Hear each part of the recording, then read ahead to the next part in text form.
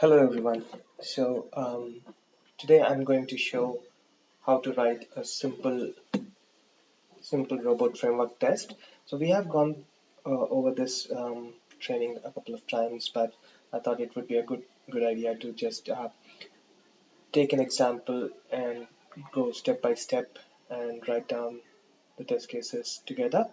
So this particular training tutorial would comprise everything that you need to start working with Robot Framework. Especially, it'll talk about the folder structures, those basic checks that we need to do on our VDIs to get going. Let's go ahead and see what are the topics that we can cover in this training. So, firstly, we'll start with checking the basic setup that we have to check in order to make sure that we are able to write Robot Framework scripts as well as execute them. So then we'll go over the folder structure and the basic structure of the two types of files that we're going to look primarily at and start working with them. And then even though most of us already know how to capture the locators, we'll still go ahead and see how to do that. And we'll write our first custom keyword and use those keywords in our design steps and test cases. Also, at the end of the training, we'll just see how we can um, create a custom Python library, and then we'll see how we can run it. So, just for purpose of this training, I'm going to use Amazon and Amazon the website, and I'm going to run this on my personal computer and not on our VDI, so you might see some different changes. But primarily, I've tried to make sure that the folder structure is exactly same as that we have on our VDIs, and even the version of Python and the rest of the libraries. So let's see what we need to run in order to check whether we have Python running.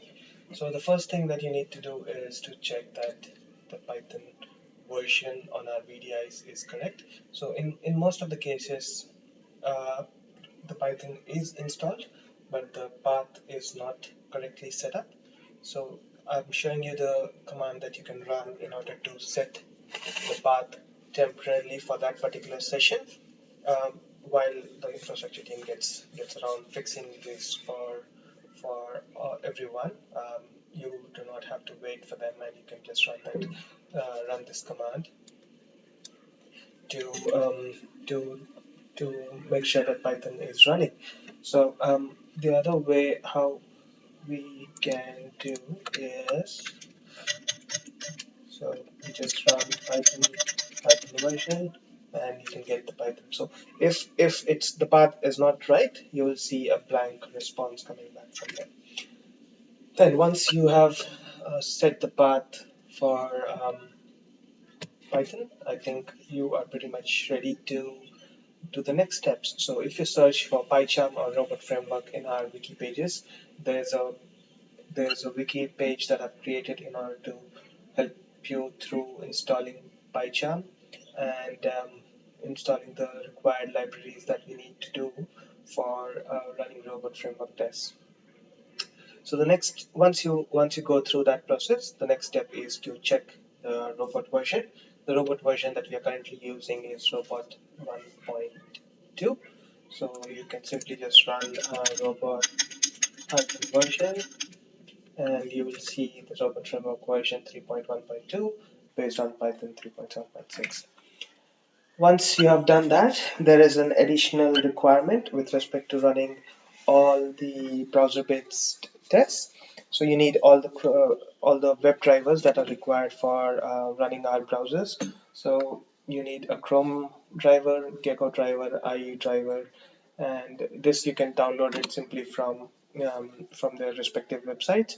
Just make sure that the Chrome driver and the version of Chrome are compatible, so you can download different versions of Chrome driver based on the Chrome browser that is installed on our VDIs. So if you look at the even though most of our testing uses only Chrome browser, but Robot Framework and Selenium requires us to have all these drivers, and you can put them in C Python 37 because that you would have already added that to the path in here. So it makes it easier to just add it, set the path in one go, and you'll be able to start using it. So once you do this basic things to set that up, we can jump straight into the next steps. That is checking whether how to set up the basic folder structure. So assuming that we have gone through all this to make sure that the setup is correct and the checks have been conducted, so then we run through the folder structure. So the folder structure, I'll just break each of the folders and what is the importance and why do we do that, and just the basic things that we have. So the first folder we are talking about is the UI map. So these UI map is basically where we store our .py file extensions to store the variables, and in so .py files are something that we use to store variables which we use in our robot framework tests. But UI map folder is specifically to capture the locators, um, and the locators can be of type XPath and CSS, etc. So we'll talk more about the folder once we start coding that test case. And the next folder is pages. So when TL came, and as you know that Sachin has walked us through how to do the best practices for creating maintainable tests. So we use a folder called as pages, and in pages we create .resource files.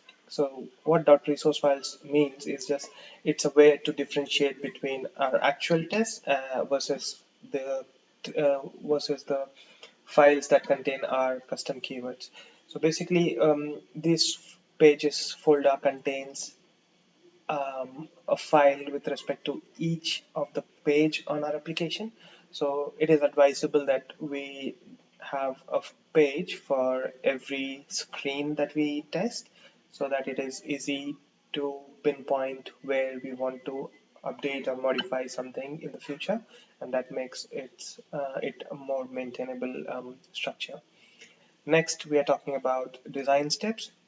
So design steps also contain .resource files, and they also contain custom keywords, but these are a high-level custom keyword, by which I mean is they are they are they do not contain the entire details of low-level coding or anything. They just have simple English text and they encapsulate other keywords that we have written in the pages folder. So it makes it easier to extend those keywords in the future if you want to add and update a particular design step. It makes it easier instead of going through the bulk of the coding that is there in the pages folder. Then we have the next folder that is called the test suites. So the test suites is the most important folder, and it has the .robot files. So what .robot files is that they actually contain the test case that we are executing at any point in time, and it makes it easier to differentiate between the other keywords and makes it more user friendly and maintainable rather than searching around different folders for a particular test case. And then we have the test data folder. Here we store all our other variables that we need to use, and the Excel files that we may need, and the flat files that supply data to the test case at a given point in time. So just remember that we have to link all these folders together when we write down our program, and that's how it also makes it easier instead of creating one big chunk of folders that we have to pull it together and we don't know where the actual flow is. There are some additional folders within our code currently. They are called custom libraries, where we keep the .py files, but what these are different from the other folders like UI map and test data, because these are actually Python code that we write so that we can use them as keywords in any other folders that we may have, or in any other resource file or a robot framework file.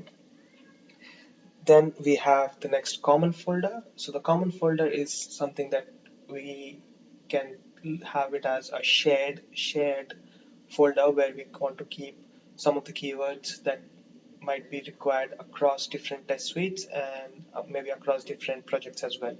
So that's where we keep our common keywords, so that we know that modifying one particular keyword within the common folder will have an impact on the other projects or test suites as well, on other projects or other test suites.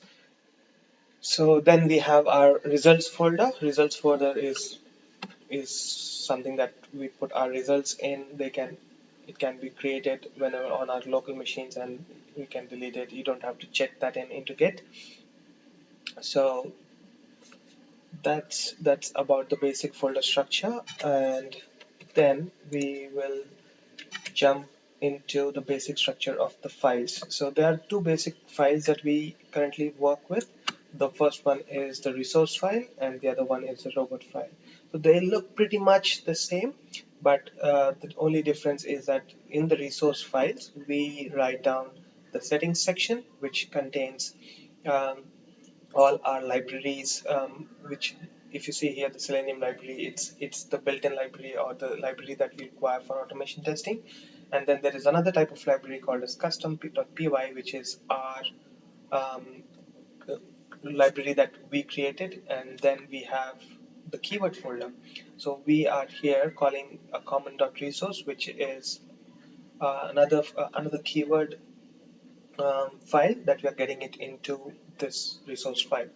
And then we have our UI map. UI map is nothing but the place where we keep our um, user locators. And then the second section, this is an optional section where you can add your variables within the test resource file, which the scope of this variable is within this one particular file, um, or else you can have them globally written in this file, and you can call them in different resource files. And then we have our keyword section, and where we write our keywords and so on and so forth. Then we have a sample robot file. The setting remains pretty much the same. You have the settings folder, settings section where you have the library resource. This again, resource contains all the keywords that you need. Variables, it contains all the variables that you might use in this particular file. And then you have your suite setup and suite teardown, which is nothing but suite setup is nothing but you have to run this particular keyword, the delete all cookies, every time you run the the script. And then the suite teardown is the last step of the test suite, which just closes all the browsers, etc. Then we have our variable section. Again, this is an optional section. You can have it in here if you want the scope of these variables to be within this particular file. Otherwise, you can have it in a different file and have it called here in this code. Then the most important section is our test case section, where we write our test case, and we run the robot file here, and which will actually execute this particular test case. So that's the basic structure of a resource file and the key robot file. Again, the only difference between these two is that in the resource file we try to maintain only the keywords, and we use these keywords into our robot file or in any other file, and then we write test cases in our robot file. What it does is it makes it easy for us to identify the different things that are there in this file. You can actually have all the files as robot files, but it makes it harder for us to maintain and identify which is my keyword file and which is my actual test file. So so let's jump in and start writing our first code. I'll show the folder structure that I've created currently. So you have the exact same folder structure that we have. It's the common custom libraries, design steps, pages, results, test data, test suite, and UI map. So let's go step by step and see how we can populate them. So currently, um, we have to how we have to populate them. So let me share you a simple scenario, and then I'll work on those test cases, and we can build our first automation script using those manual test cases as a basis, using those scenarios. So currently, I'm selecting the Amazon website as my test system under test.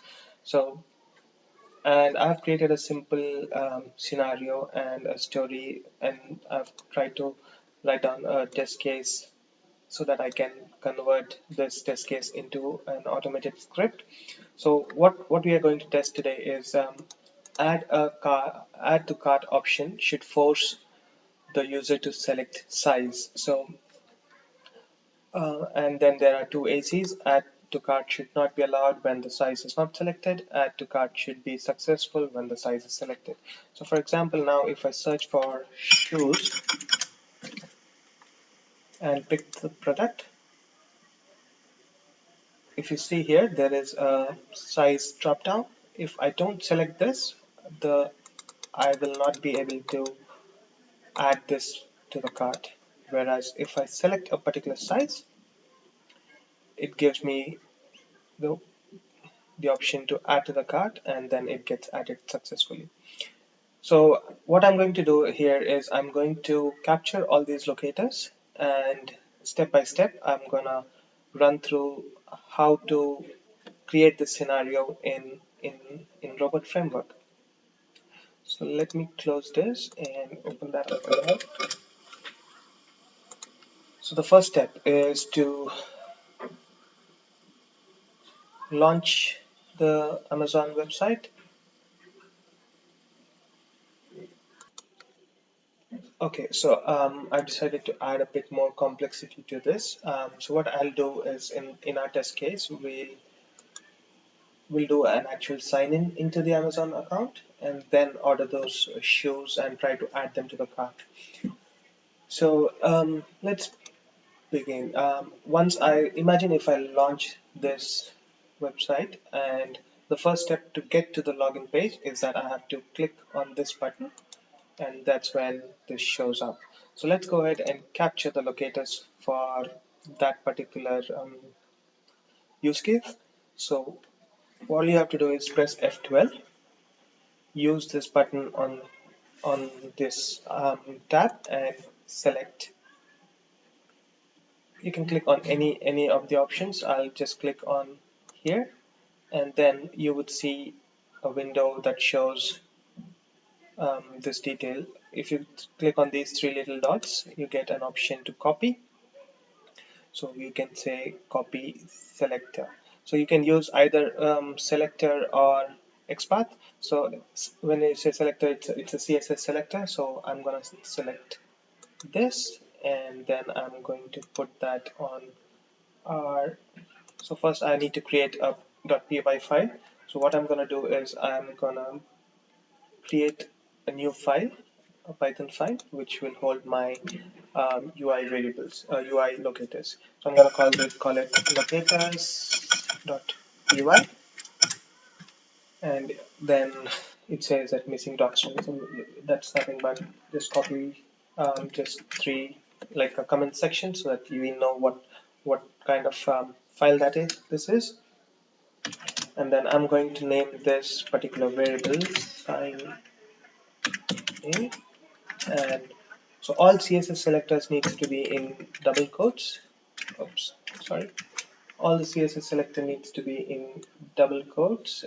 So I'll just copy that the previously copied CSS selector from there. So this is where I got it from. So copy selector, and that's about it. So yeah, I have that particular variable. Once I click that, then I have to make sure that this particular page is displayed. So as per our test case, if you see, once I launch this, the website opens successfully. Then I click on the login to the Amazon site and use the value, use username and password.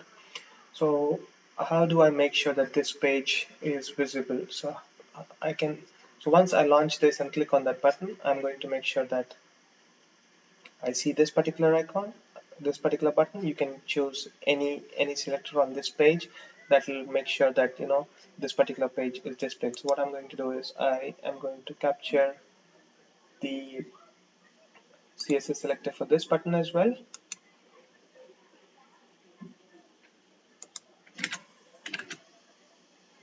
and I'm going to create a variable.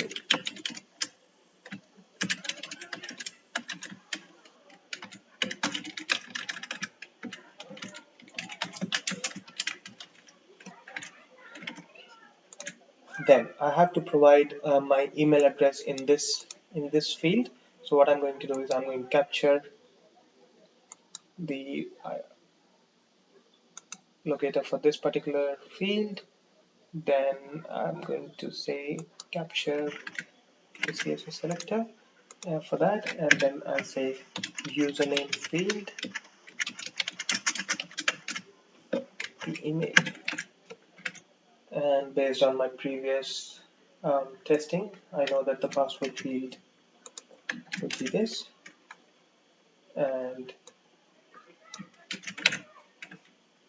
so once you enter the email address, you need to click this button. So let's go and grab the input for that. Copy selector. So I'm going to call it the continue button.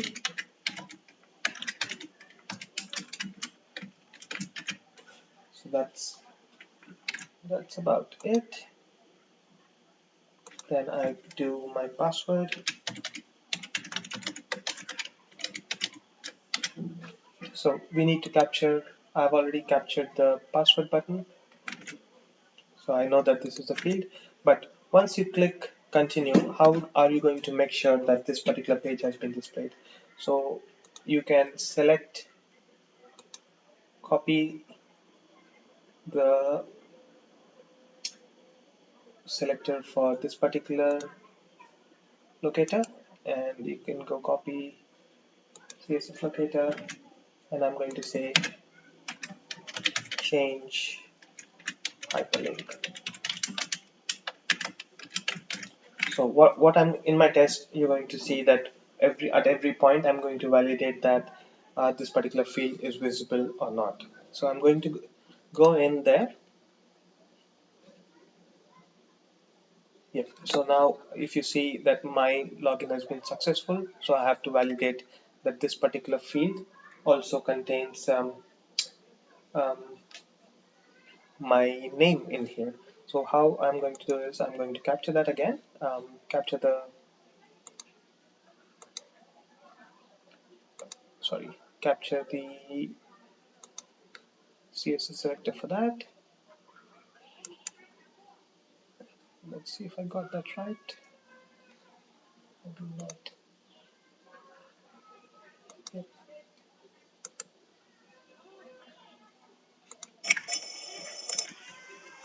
Yep. So I'm going to call it success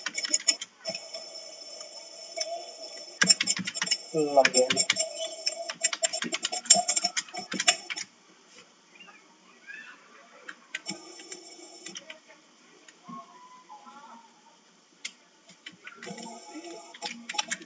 It's not right one.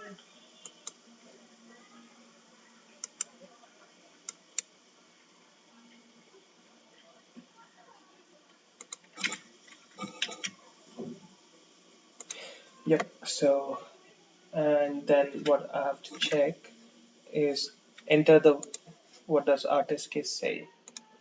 So search for shoes on the home page. So now we are on the home page and we have to search for shoes. This is the search icon, search tab, where you have to put in the values shoes. So I'm going to capture the input checkbox here, and for a change, I'll just show you how it looks when it's an XPath. So I'll copy the XPath. I'm going to say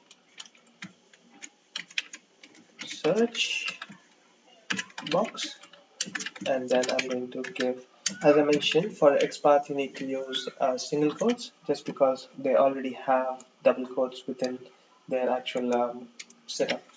Then what we have to do is click the button. So once you've entered shoes in here, you have to click this button. So I'm going to go ahead and capture the submit button XPath as well. So I'm going to say search button.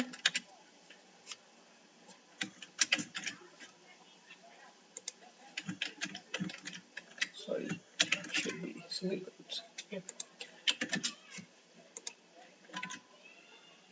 Yep. Then I'm going to click on the first result that comes up. So I'll come here and copy the selector for that as well. So I'm going to call it first product link.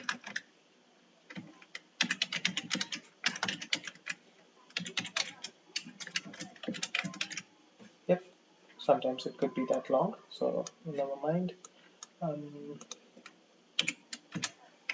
Then once I click that, what do I see? So then we have the add to cart button. So that's what we are testing. So what I'll do is try to capture the CSS selector for that button, and then I save it here, and I call it add to cart.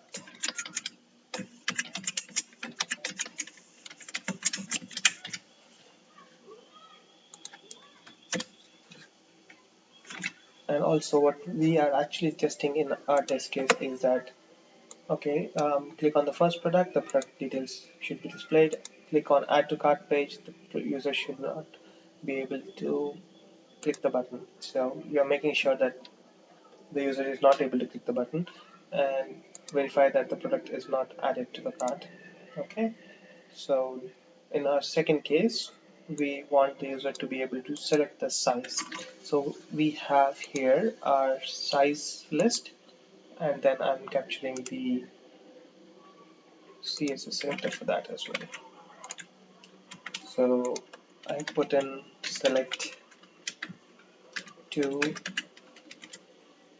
select size, and I put the card there, and then imagine if we have added the size and clicked on the button, we get a message saying that it's been added to cart. So we capture that as well. Copy selector and say added to cart.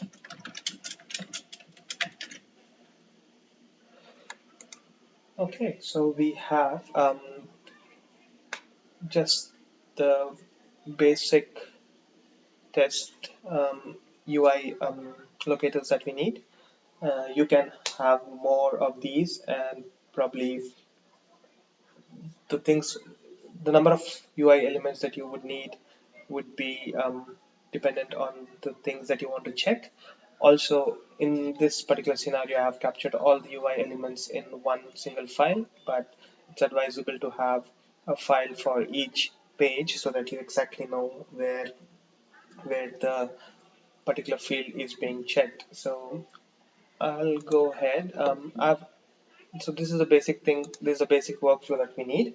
There might be a few more scenarios that you want to check, so it will increase the number of locators that you have.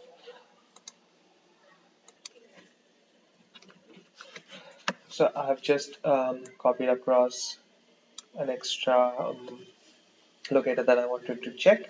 So now hopefully we are ready with all the things that we need to start writing our first keyword. So as mentioned, we are going to write our first custom keyword. So the custom keyword would include the actual work that goes on in logging into the Amazon site, doing the selection and all that stuff. So let's go ahead and start doing that. So as I mentioned, the keyword section will be under the pages folder, and I'm going to name it as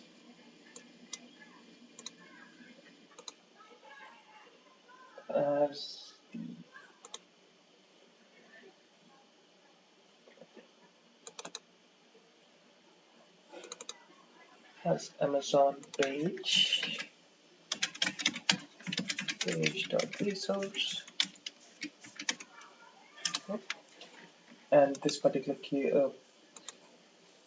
file will have all the keywords that we need to execute our test case, and it will help us to do all these actions that we did using the Selenium library.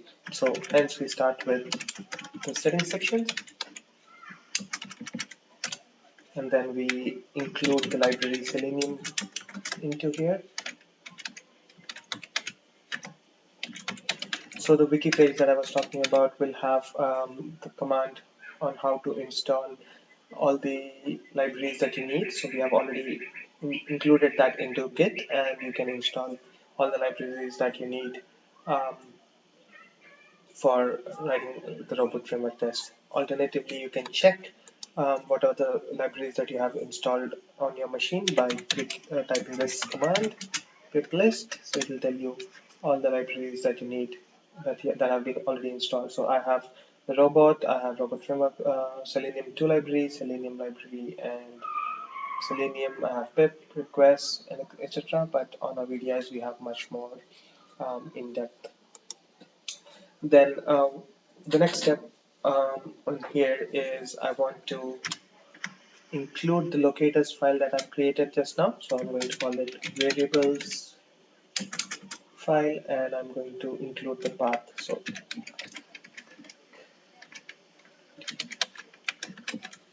the exact dir is inbuilt variable which automatically sets the path to the folder where you are executing the test case.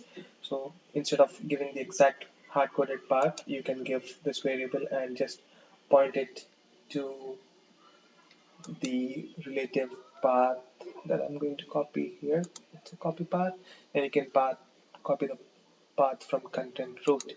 So then I'm going to do this. Oops, sorry, the wrong path. I'm going to copy the path to map locators, and then I'm going to paste it here. So now all the variables in this particular folder are available to me in here. Let's start writing our first keyword.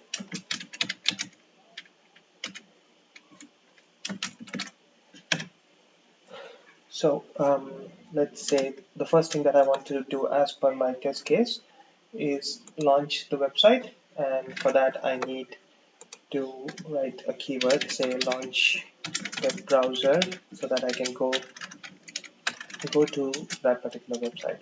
It's a good practice to write down documentation as we go. So this is not an executable statement, but it helps us to identify what this keyword does. So I'm going to do that bit here. And now I know that I'm going to use Selenium library. So how do I get to know what type of keywords that I want to use? So I'm going to use this particular Selenium library documentation where it says Selenium library, and you have all the keywords, list of keywords on how to use them, and what are the parameters that you need to pass. So this is a very handy tool to look for all the keywords that this particular library has. So this has been included in our VDIs, and if you run the command that is there on the wiki page, it will come automatically, and you'll see that this particular library has been installed. So let's see. So if my test case wants me to go to that website. What is the keyword that I need to use? Let's search for browser. I know I need to launch the browser. So if I go too many key, okay, let's look up here. So yeah, here, open browser. So if I go to the open browser keyword, it has a lot of documentation here, but what we are concerned about is only this part. This is the um, parameters that we need to pass in order to run that keyword, in order to open the browser. So it is very easy in comparison with other automation frameworks. We just write down as open browser, um, and we say I don't want to start with any URL. I want to start about a blank page, and then I want to open Chrome. So that's it. So if I do that, and it will actually open a browser. So it's not ready yet, but I'll show you how that works. So let me start start creating a test case file. So as you remember that the test case file is usually the robot file. So what I'm going to do is I'll create a test suite file just to show you how this hangs together. So Amazon test suite.robot. So this is our test case file, which does not have anything yet. But what I'll do is I'll put down the settings, and then what I need to here is I need to pass the resource file, which is our keyword file. So this part is our resource file. So what I do is I'll copy path and copy the content root, and then I'm going to do the same thing that I did, exec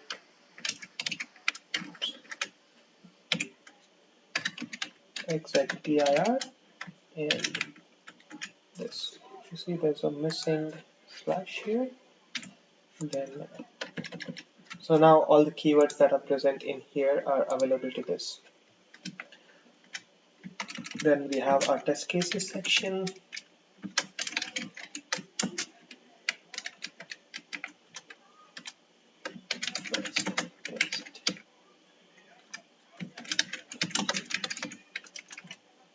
Again, you can have a documentation section.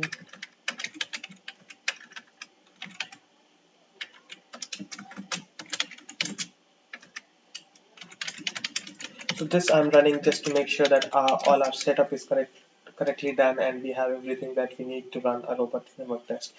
So then what we need to do is then simply copy the keyword from here and I paste the keyword. So you see that PyCharm recognizes this one as a test case or a keyword, and then it has the launch browser in a different color.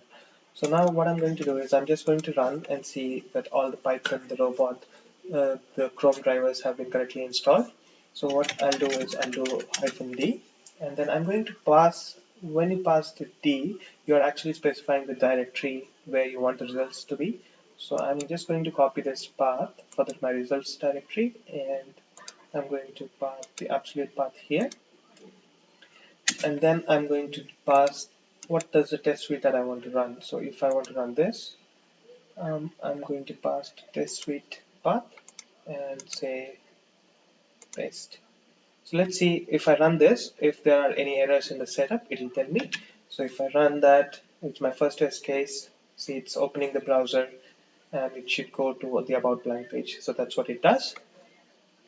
So if you see, there's nothing that I've asked it to do, so it returns the test case as passed. So that's where we are at. So that means our setup is correct.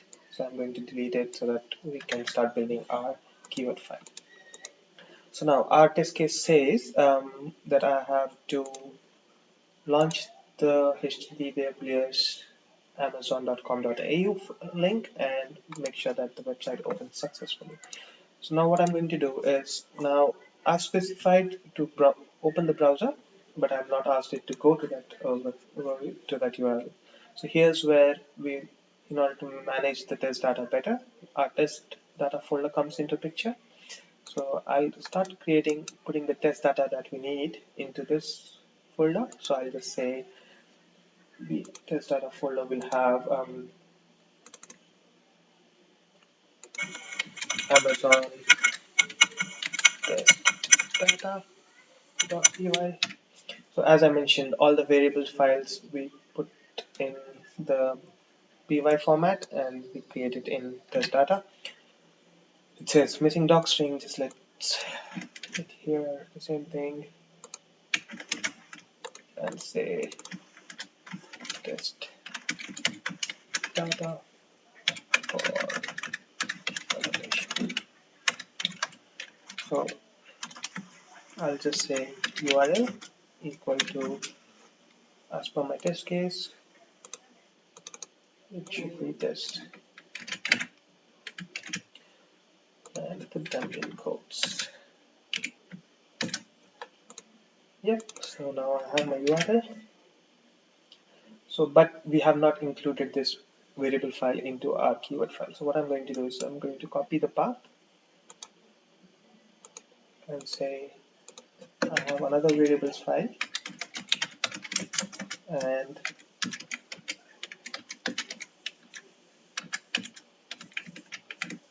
paste it here. So if you go back to the Selenium library, let's see if we have anything, any command, any keyword to actually go to a URL. So let's see, and in fact it is called go to. So if you click here, it says if you type in go to URL, it just handles the same thing. So go to, and instead of passing the actual URL for Amazon, I'm going to pass the variable URL that we have declared in this test data file. So how it helps is that if for some reason we want to test a different, instead of amazon.com.au, if I want to test something else, amazon.in or amazon.com, I don't have to come in to look into the code. I can simply go and change this particular URL. So now I have my first open browser, and then I do the go to URL, and then let's do some more stuff like maximize browser window. So what it will do is it will open the browser and maximize it basically. So let's try and execute it. I'll just read and see what it does. So it has opened the browser. It has gone to the amazon.com.au and it has maximized the browser. So this is what we are expecting it to do, and that's what it has done. Okay, and it returns a pass. So it'll put down all our results in the results folder. So the next step is to build on what else do you want this particular keyword to do. So I think what I want to do after this is I want to capture a quick screenshot so that we know that it has launched it correctly.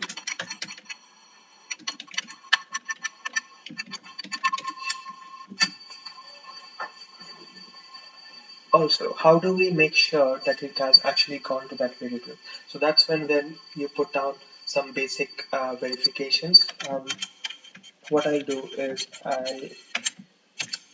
it's not case sensitive. It's just my OCD. So I just put down everything in the caps. But so what happens is I'll just delete my cart and then I'll do logout. So how can you verify it? Verify whether this page has loaded successfully. So you can pick up any locator on this page and say, okay, this is what I want to verify. So if you see here, it says select your address. So once this particular text is visible on the screen, I can make sure that this particular page has been loaded successfully, for example. So what I'm going to do is I'll say go to URL, I'll say maximize the window, and then if you go to our keywords page again, and I'll say there is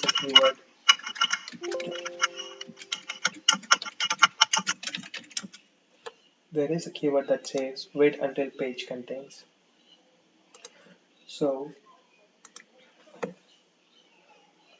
what I'm going to ask this particular keyword is to wait until the page contains the text. Select your address. So now if I'm going to write this particular keyword into our code, and then I'll say wait until the page not wait until page contains, select your address. So it's lowercase address, and you can actually specify how long you want that particular page to wait before it marks it as pass or fail. You can see 10 seconds or 5 seconds, but I think by default it waits for 5 seconds. So I'm going to run this.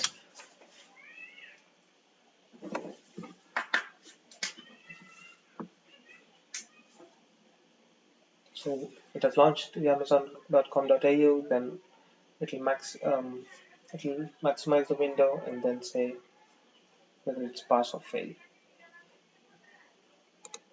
Yep, so it has done what it needs to done, and it has also taken a screenshot. So if you open the screenshot, there you go. So that's how you capture screenshots within your keywords, but for passing this particular keyword. So what happens? This is the validation that I was talking about. So for example, if your test case wants you to check um, this, so this particular text is not visible on the page. So I'm expecting that this scenario should be failed. So when I run this test case again, but this time it will be looking for Y1R address, and let's see if it finds it out.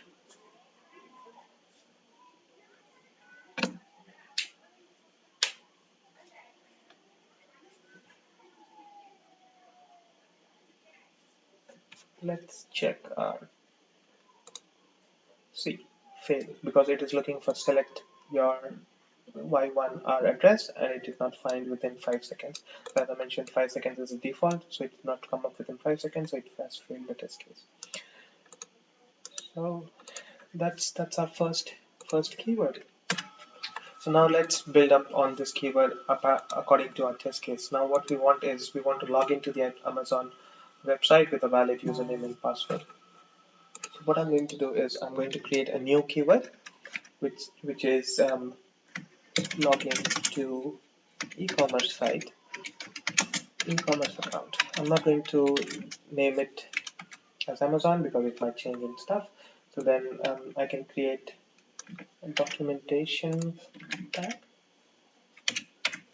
Yep. So now we have the documentation, and we can use this particular keyword by passing with different username and password, and we are not going to hard code it. So how we can do that is I'm going to write an arguments tag, and I'm going to say I'm going to pass it two arguments. One is username and the other one is password. So whenever you call this keyword, it expects that we pass two keywords. So now when we test browser-based applications, it's always advised to keep a link between keywords. So once you have launched the browser and opened the window here, how do you go back?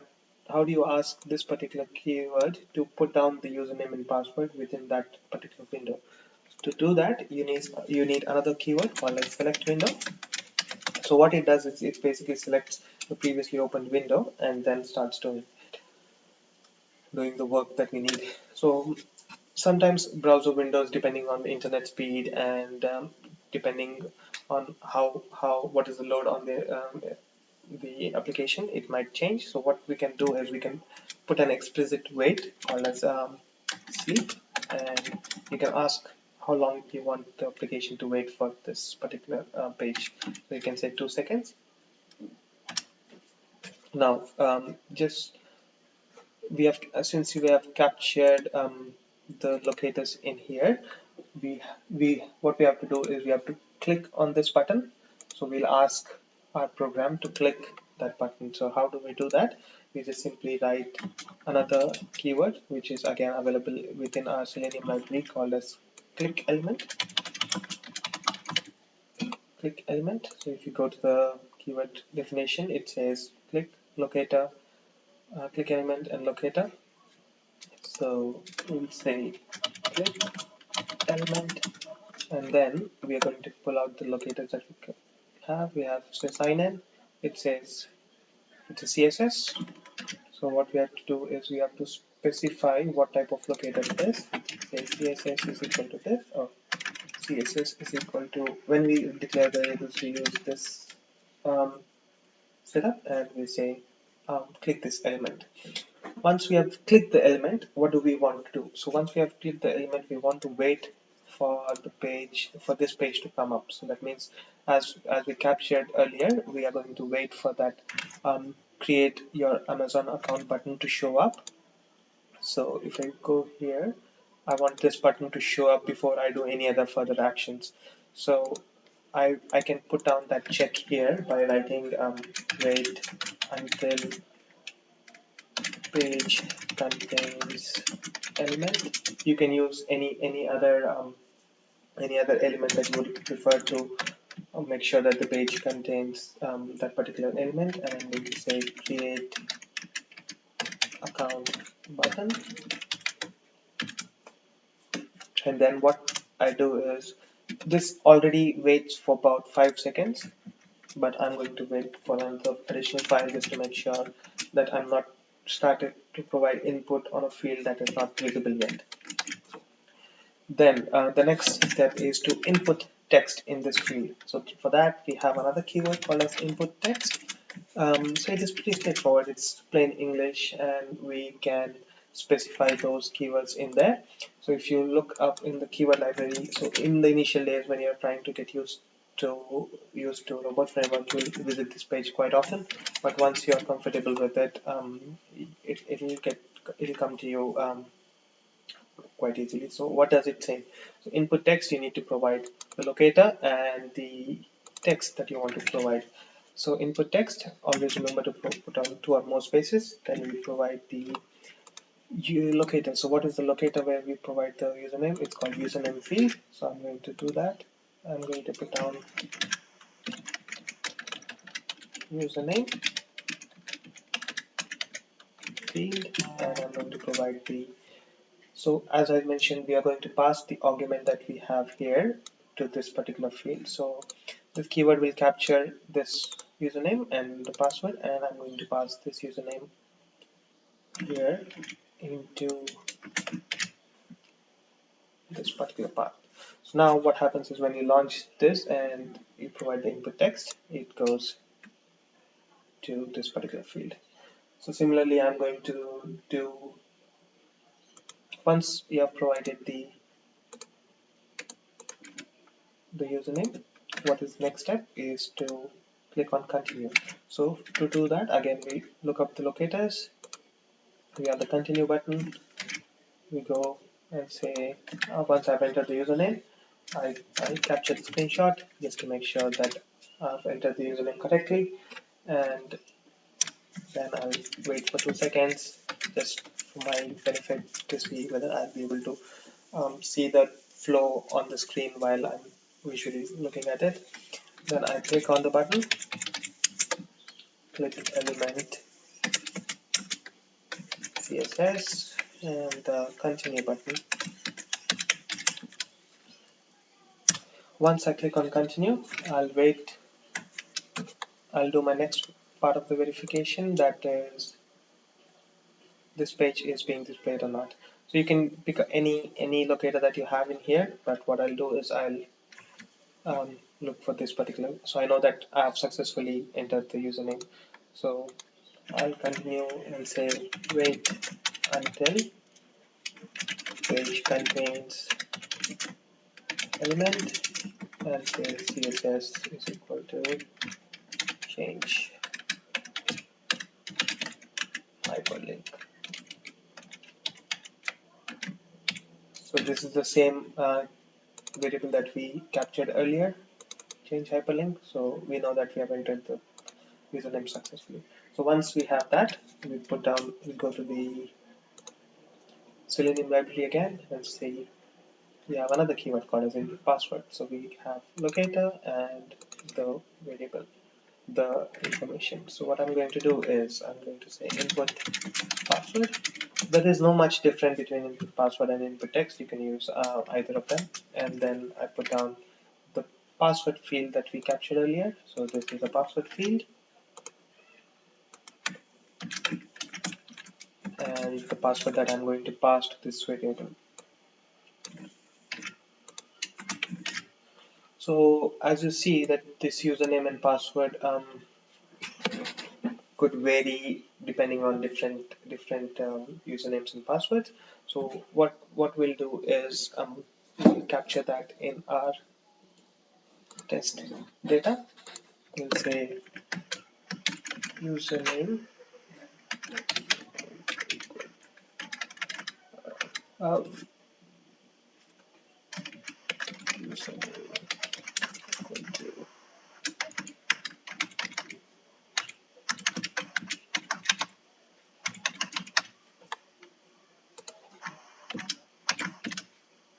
and password equal to blah, blah, blah, blah, at this point. So that's how we have. So in order to change anything, we'll just have to go back and change this variable username. So yeah, now we have entered the password and the username. Let me sleep for another 2 seconds so that I can visually see that the particular things are being done. And then I say wait. Once the password is entered, I'm going to click on the sign in button. So as we captured the login button, it's a sign in submit. And then what we do is we say app sleep for 3 more seconds and click element and say CSS sign in login button, and you see I missed the CSS part here and here. So yeah, that's pretty much the first actual keyword that we have written. So now once you do this action, you want to make sure that we have successfully logged in. So what we do is we validate the keyword. So for that, I've already taken some fields and I've written the keyword. I do this, so I make sure that particular the success login field is something that we have here. I'll just show you.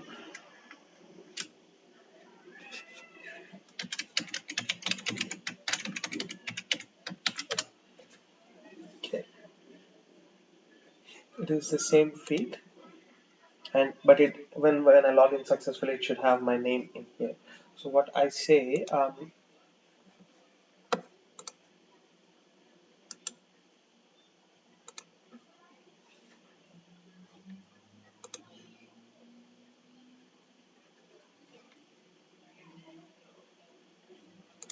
success login field from our locators, success login field should have logged in name. So logged in name is nothing but my name. So I'm going to add that test data in here. Logged in. Logged in.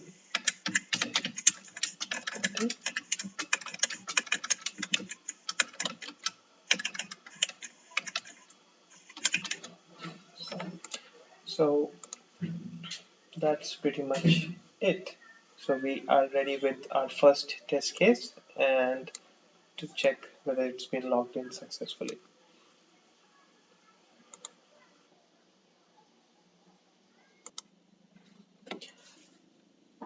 So now I'm going to go ahead and do the rest of the coding for the scripts that I've created.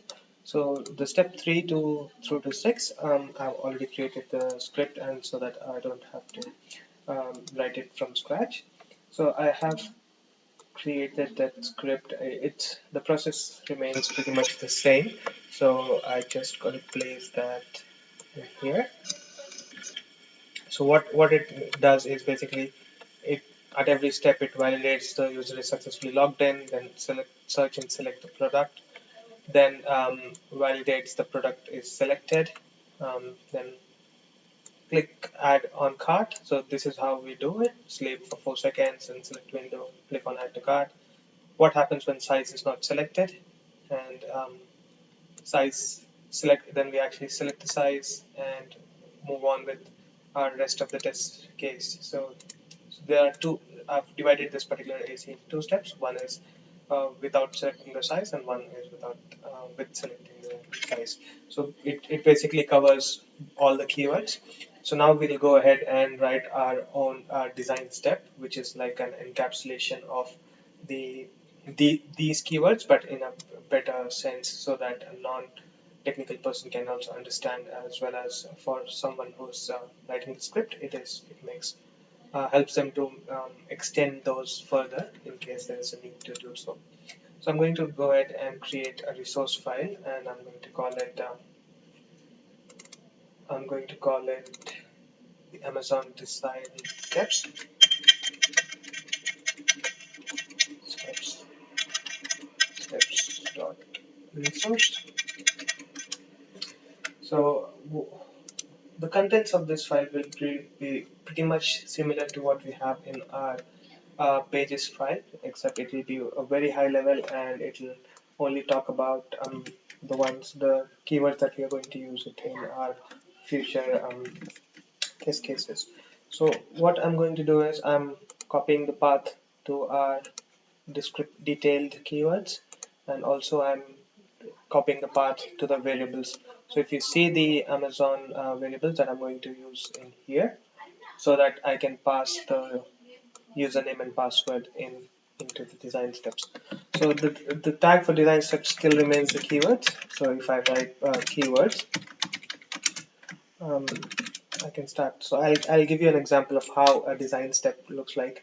It's basically a well-formed English sentence. So I say I launch a website and provide username and password. What it does is it helps us to write descriptive test cases in during testing, and it encapsulates two or more keywords. You can write thousands of keywords within these keywords, which will make them, which will actually help us to test this particular statement. So what I'll do is I'll go ahead and copy the documentation. So yeah, this design step is to log in. You can write anything in there, and then what I do is I copy the first keyword to launch the browser, and then it also says launch the website and provide username and password. So what I'll do is I'll copy this,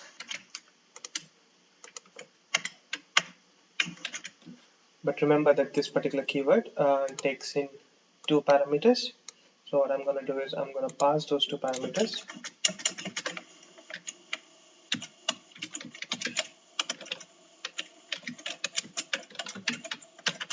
You have to just divide them between spaces. Password. So now, so this is the benefit of having a design step. So now if I have this particular keyword, I can write a number of keywords, and this particular keyword makes much more sense. And ideally, I'll be able to use launch the browser in multiple keywords. I don't have to write down, and even here, I can pass multiple parameters and still call this particular um, keyword. So that's about it. So now we have created our first design step. So we have I say I launch admin website and provide the username and password. So if I go back to my code, the next step is to validate that the user is successfully logged in. So how do I do that? I write down another keyword, another design step, which I say I confirm that the login is successful, and then I put down the validation step.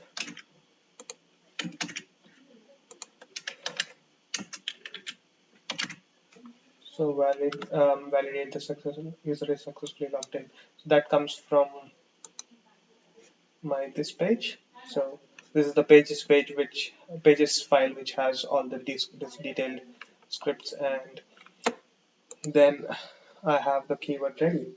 Then I do the same thing for my rest of the keywords. For example, I say search for the product, search and select for a product. Then I type those product in here, and I search and select the product online. So I provide that particular keyword here from this file. Now I make sure I validate the product is selected. So I go there and say that I've selected the product.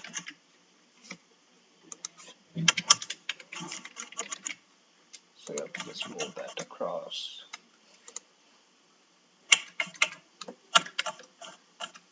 It doesn't. It has to have some space. It doesn't have to be this much. So I paused the video while I corrected the spaces. So on and so forth. You can write n number of keywords, design steps, and so I'll just continue and copy the rest of it. So I have my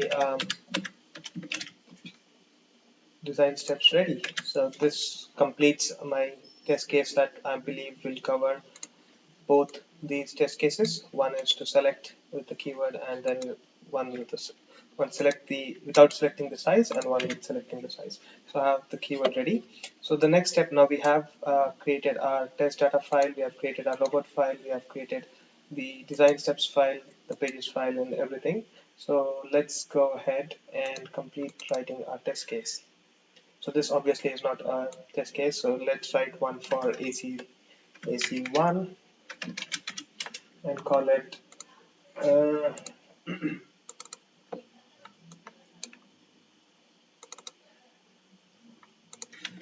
let's call this verify that the user is not able to verify that the user cannot add product without selecting the size.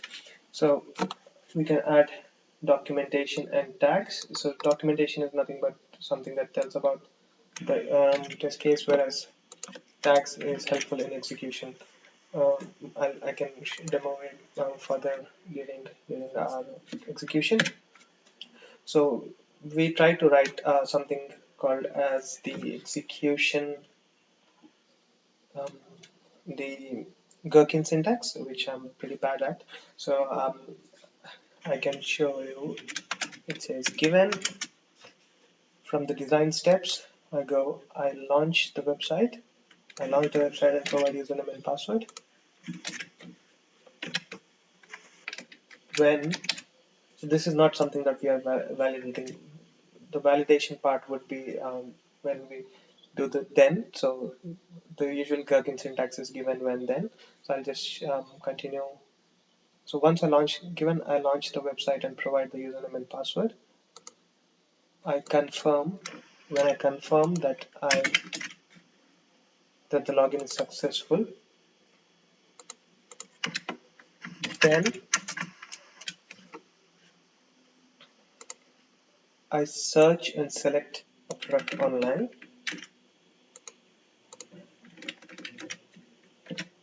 But we are not done here yet. This is just the step of our testing, that we are checking that the search should return results. and then we do another then, which is just a note here that the execution flow depends on the way you write the test, the keywords, but it hardly depends on given when then. The given when then is for the benefit of someone who is new to robot framework or not technical. For him, it's just like a story that has a good flow to it. So then I say I confirm that the product is selected, and when I click on the cart,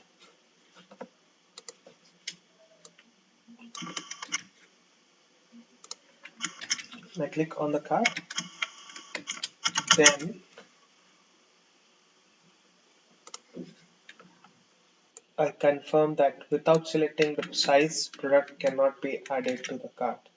So this completes our first AC. So what it means is basically I'm launching the website, I'm confirming the username is successful, login is successful, I search for the product online, then I confirm the product is selected and I click on the cart, add to cart. I confirm that without selecting the size, um, the following cannot be added to the cart. So that completes our first test case, which is verify that the product is not added to the cart. So once this is complete, we'll make sure that the first AC is met. Similarly, I'll just quickly copy the second test case.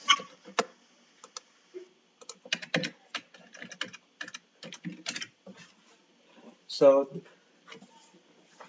once you are here on this page, you are not able to add it. Then you run the second test case, that is just given that I select the size, I click on add. So that is one other use of using this keyword, that you can call it multiple times within the same test suite and you'll still be okay. So now your test case and test suite are ready. Let's see if you're missing anything. Okay, you can add a suite here down, which is nothing but a set of keywords that executes at the end of everything. So I'm gonna say close all browsers. So what will happen is at the end of the execution, it will close all the browsers, and then you can also say suite setup, delete all cookies. This is going to delete all the cookies when it launches the browser. So this is a suite setup. This is a suite teardown. Um, Apart from that, something else that you need to know is if you want to put in some log messages into your script or something that you want to be in your results, you can do that. There are different keywords for that. I can show you one simple example is called as log to console. So what log to console does is it will tell you whether the test, whatever you pass the string, it will print it to the log over here, and you can ask it to capture screenshots whenever you want, and also yep, that's pretty much it. So let's go ahead and see if we have covered everything as per our plan. So we have written our custom keyword, we have used our custom keywords in design steps, and we have written our first test case. So we are at this stage. So we have written our first test case. Now let's go ahead and see how to run this. So yep. So sorry, I had to change the correct path to this ticket, to this design steps. Initially, it was for the keyword file, but now I have changed it to design. And suite setup would not take delete all cookies, so I just removed it and I had only suite teardown. So let's go ahead and run this. So the use of tags is basically if you want to differentiate between different test cases, or else if out of the entire suite, if you only want to run one particular test case, you can include that. But if you want to run the entire suite, you don't have to do anything, and then you can just simply say robot -d path to the results file, and then space, and then the path to your test suite. So let's go ahead and run C, and I'm expecting that once I run the test case, it should do all these validations and then it should go ahead and do this. And as per our manual test case, we would have covered both of the scenarios. So let's see, we can run it. So it has launched the browser. Go to amazon.com. There you go. It will click on the sign in button.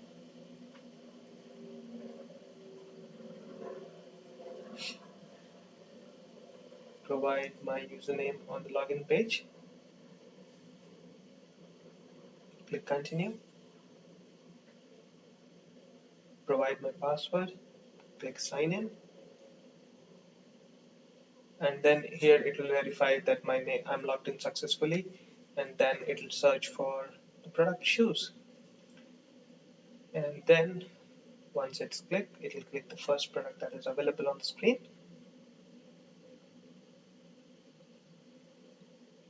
And it will try to add this product to the cart.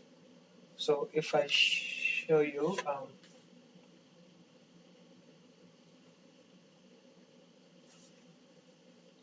see it says select size on the left. It will take a screenshot at this point, hopefully, if I've created, and then it selected the size.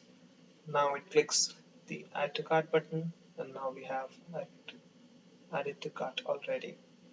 So now as our test is successful, it will run the test suite teardown and close all browsers.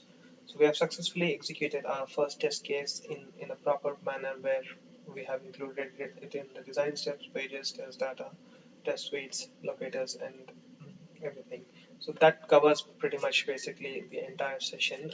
This shows how to capture the locators, write a test, keyword used in design steps, write a test case, and how we manage the files in the different folder structure.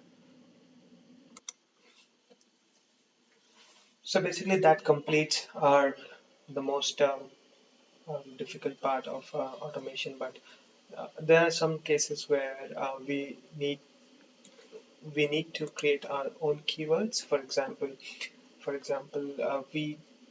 the click element and sleep and input text are readily available in the Selenium library, and there are a lot of other libraries like the database library, the Excel library, and everything where you have different types of keywords that are available. But there are also scenarios where you probably will not be able to have um, the exact keyword that you need for your situation. So let's see how we are able to create our own custom library so that we can use the keyword. So I'm just going to show very simple library where I need to encode and decode a particular text. So I'm going to create a new text, new uh, Python library under custom libraries. This is where the custom libraries comes in. So now I'm going to name it encode decode.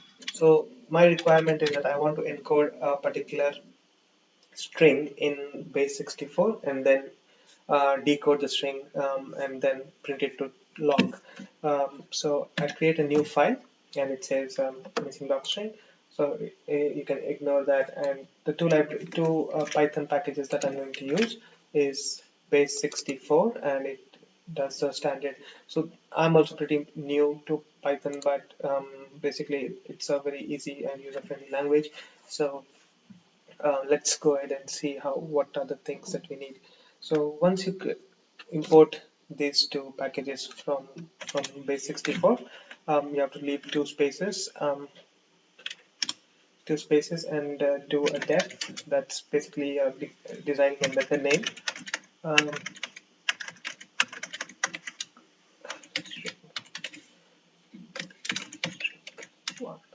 so the benefit of Python is that whatever you type as def is in here is a method, and you can use the same method into your robot framework test as a keyword. So once you import that, and it will be available for that particular program as a keyword. So let's see how to do that. So if I go and write test decode string, it comes from the base 64 channel, and then I Let's close that. It expects docstring. Python is it highly depends on the exact spacing, so it might take some time to get used to it. But once you get used to it, it's a pretty easy language to learn. So I'm not going to do much here, but I'm just going to um, say whatever is passed to this particular method as a string parameter, it just returns a decoded string for that. So what it expects is you have to pass an encoded string to this, and then it gives back a decoded string. So similarly, I'm going ahead and copying the encode part. So if you see that I'm using the encode and decode, and it's complaining about 2 spaces after the last thing. Yeah. So once I get 2 spaces, now my own custom library for encoding and decoding string is ready. So there are 2 keywords, encode and decode. Let's go ahead and use them directly. So you can directly use this encode and decode path wherever you like, encode and decode library wherever you like. So I'm just going to copy the custom libraries, and I'm directly going to use it in my test suite. So I'm going to say library, and I'm going to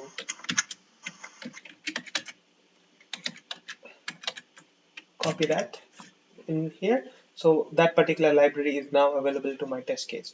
So now let's go ahead and write a simple test. AC, let's call it AC3 just for continuation purposes, and encode decode string using custom library. Yep.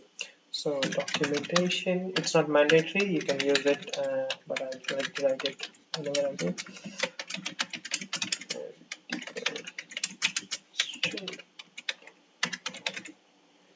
I also would like to log the particular output to the console, so I'm going to import this. I don't need it. Okay, so I'm going to simply write encode. So if you see that the encode string method takes a parameter string and it returns the output. So what I'm going to do in my test suite directly, and I'm using the encode string. So as I mentioned, we can directly use this method from Python into our test suite as a keyword. So I'm going to pass that and say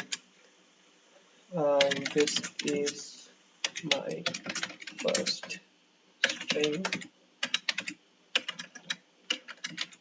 So this I am passing it to the encode, and as it says that it returns an encoded string, I have to capture the return into a variable. So I'm going to say encoded string. So now this particular keyword, which comes from my custom library, captures the string and puts the encoded string into here. So what I'm going to do is I'm going to log to console just to see how the encoded string looks like. Encoded, and I'm going to print this here, and then I'm going to decode the string. So similarly, decoded string,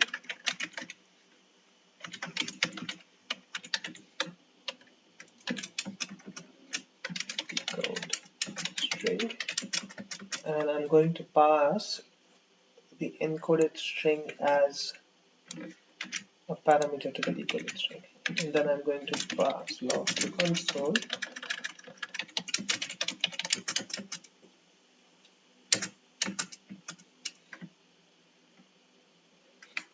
the decoded string.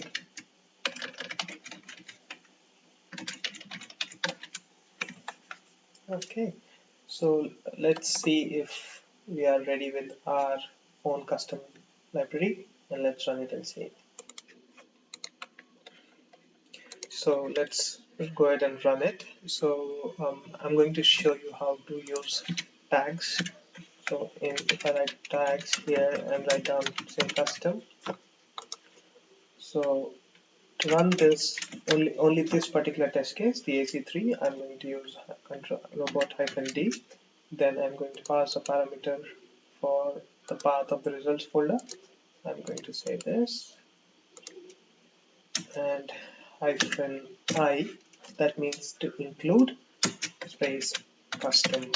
I'm going to say that only this, any test case which has this particular tag, just run it from uh,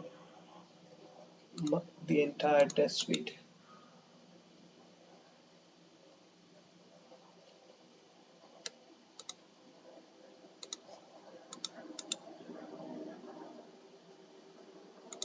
So from the entire test suite, include the tag custom. So when I run it, it's a pass. So what it does here is encode. This is my encoded string. That is, this is my first string has been encoded here successfully, and then this is my decoded string, which comes up here. So that's pretty much it. How do you write our a, custom Python keyword, and that's how you use it.